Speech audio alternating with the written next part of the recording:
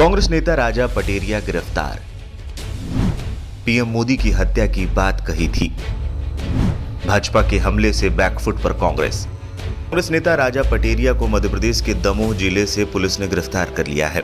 एक सभा में भाषण देते हुए राजा पटेरिया ने पीएम मोदी पर विवादास्पद बयान दिया था। उन्होंने क्या कहा, आप खुद सुन लीजिए। कि मोदी इलेक्शन खत्म कर देगा, मोदी धर्म जाति भाषा के आधार पर बांट देगा, दलितों को, वनवासी आदिवासियों को और अल्पसंख्यकों का भावी जीवन खतरे में है। संविधान यदि बचाना है तो मोदी की हत्या करने के लिए तत्पर रहो, हत्या इंदसाइज कराने का काम। कार्यकर्ता की उपेक्षा नेता की उपेक्षा होती है और नेता जब कार्यकर्ता की उपेक्षा होती है तो राजा पटेरिया का वीडियो वायरल हुआ और इस पर राजनीति तेज हुई तो उन्होंने बयान पर सफाई दी। राजा पटेरिया ने कहा उनका आशय पीएम नरेंद्र मोदी को चुनाव में हराने से था। अब इस मामले में भाजपा के कई बड़े नेता कांग्रेस पर हमलावर हैं, तो कांग्रेस ने राजा पटेरिया के बयान से किनारा कर लिया। मध्य प्रदेश कांग्रेस अध्यक्ष कमलनाथ ने कहा कि मैं देश के प्रधानमंत्री के दीर्घायु होने की कामना करता हूँ। हम ऐसे बयान की कड़ी निंदा करते हैं। भारत जोड़ो यात्रा का ढोंग करने वालों की असलियत सामने आ रही है। माननीय मोदी जी जनता के दिलों में बसते हैं, संपूर्ण देश की श्रद्धा और आस्था के केंद्र हैं। मैदान में उनसे मुकाबला नहीं कर पाते कांग्रेस के लोग, और इसलिए कांग्रेस के एक नेता मोदी जी की हत्या की बात कर रहे हैं। यह विद्वेष की पराकाष्ठा है, यह घृणा की अति है। कांग्रेस के असली भाव प्रकट हो रहे हैं, लेकिन ऐसी चीजों को सहन नहीं किया जाएगा। राजा पटेरिया का बयान कांग्रेस की हिंसक मानसिकता का परिचायक है। इसी प्रकार के बयान और इसी प्रकार की मानसिकता के कारण कांग्रेस का ये हाल पूरे देश में हो रहा है। मैं इस बयान की कठोर शब्दों में निंदा करता हूं और कांग्रेस के शीर्ष नेतृत्व से माफी मांगने की मांग करता हूं। राजा पटेरिया का बयान केवल राजनीतिक बयान नहीं है, बल्कि हत्या की साजिश है। और जिस प्रकार से राजा पटेरिया ने कहा है कि वो कांग्रेस पार्टी के संगठन की जो व्यवस्था है मंडपम, उसके बैठक में ये बात कर रहे थे, इसका मतलब कि कांग्रेस के कार्यकर्ताओं के बीच में उन्होंने हत्या की साजिश की है।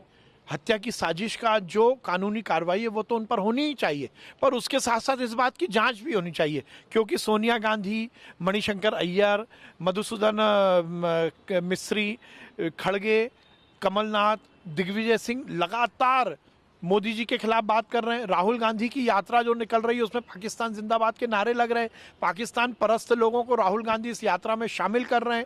और ये बात केवल इस बात तक सीमित नहीं है कि एक राजनीतिक व्यक्ति ने दूसरे राजनीतिक व्यक्ति को के खिलाफ बयान दिया। ये हत्या की साजिश की है। नरेंद्र मोदी केवल भारतीय जनता पार्टी के कार्यकर्ता नहीं है, वो इस देश के यशस्वी प्रधानमंत्री हैं।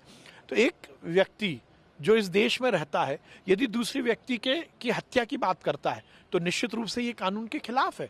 उनके खिलाफ कार्रवाई होनी चाहिए और ये जांच भी होनी चाहिए, क्या कांग्रेस मोदी जी की हत्या करवाना चाहती है?